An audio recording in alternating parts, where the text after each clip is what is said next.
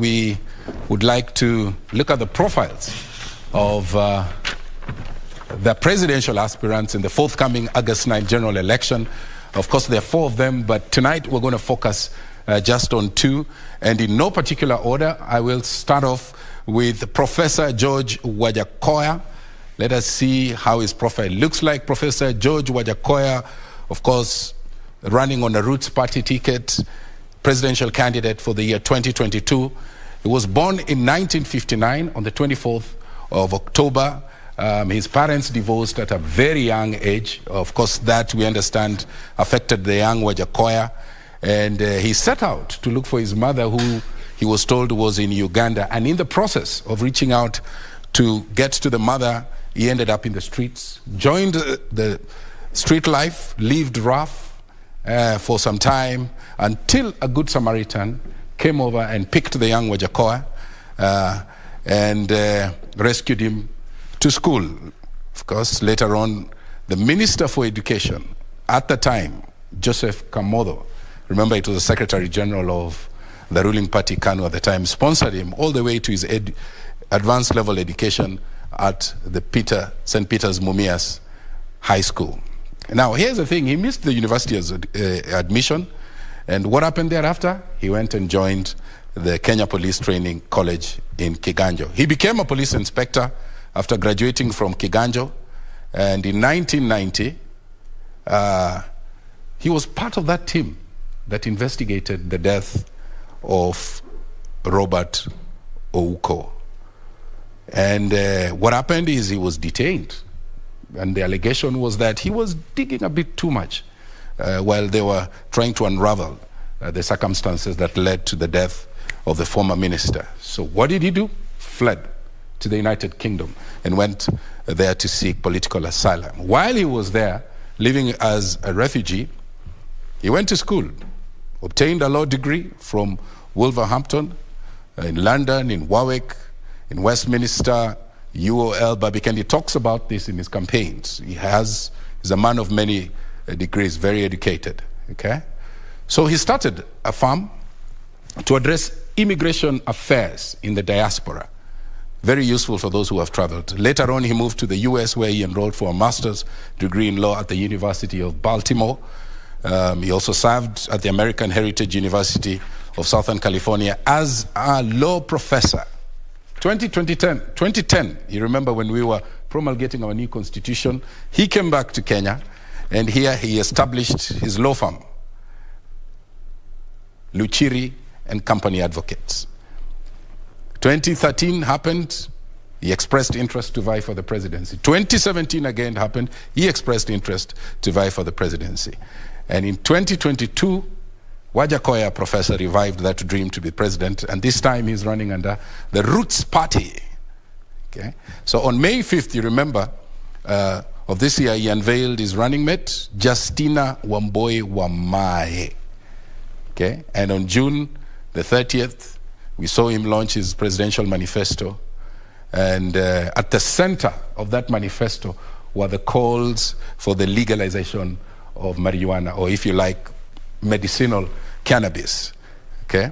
And the other thing that stood out was his rooting under the Roots Party for Kenya's capital, Nairobi, to be moved to Isiolo. So that is Professor George Wajackoyah's profile, okay? So let me bring up the Deputy President's profile now. William Ruto, running on an UDA ticket. He was born on the 21st of December, 1966 in Kamagut, Uasin Gishu. In 1992, he joined KANU's youth faction, the one that was popularly known as Y2K.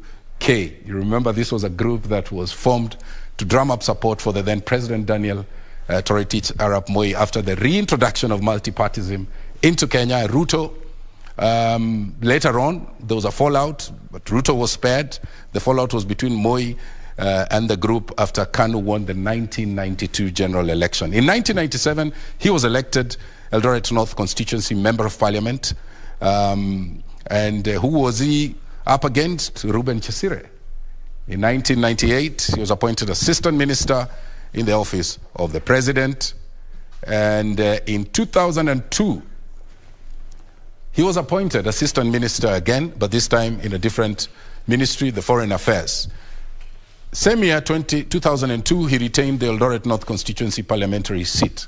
And he would remain in Kanu despite major figures leaving after Moi endorsed Uhuru Kenyatta for presidency. He stuck with the party after it lost to Mwai Kibaki's NAC. In 2005, he was elected Kanu's Secretary General, while Uhuru Kenyatta was elected the party chair. In 2005, we all remember, he crossed over and joined Raila Odinga.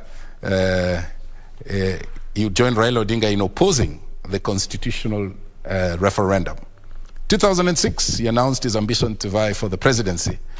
And the following year, his announcement, number one, was condemned by KANU, right? He then left for ODM to seek a nomination. He became third in the nominations behind Musalia Mudavadi and Raila Odinga. In 2007, he was re-elected for the second time in parliament to represent Eldoret North constituency. 2007, same year, he lost. ODM lost the elections to NAC's Mwai Kibaki. Of course, we remember those results being rejected and the subsequent conflicts that ensued thereafter. The situation would see negotiations between government on one side and the opposition. The international community was involved. You remember Kofi Annan coming in and being at the center of that conflict resolution. The negotiations saw the formation of the Grand Coalition one year later on. And between 2008 and 2010, Ruto was appointed. He took charge of the Ministry of Agriculture. Between April 2010 and October, he was transferred and he took charge at the Ministry of Higher Education. Later on, there were issues and he was suspended from the cabinet. 2012, his URP party merged with Uhuru Kenyatta's, excuse me, Uhuru Kenyatta's National Alliance Party. 2013, a year later on, Uhuru won the presidency. And we all remember Ruto became his second in command. 2017, 5 years on, Ruto ticket successfully ran for a second term in office. But the Supreme Court nullified those results. You remember the two now under the Unified Jubilee Party would win the repeat elections. In 2022, inside just a number of days, he will be vying for the presidency in the general poll.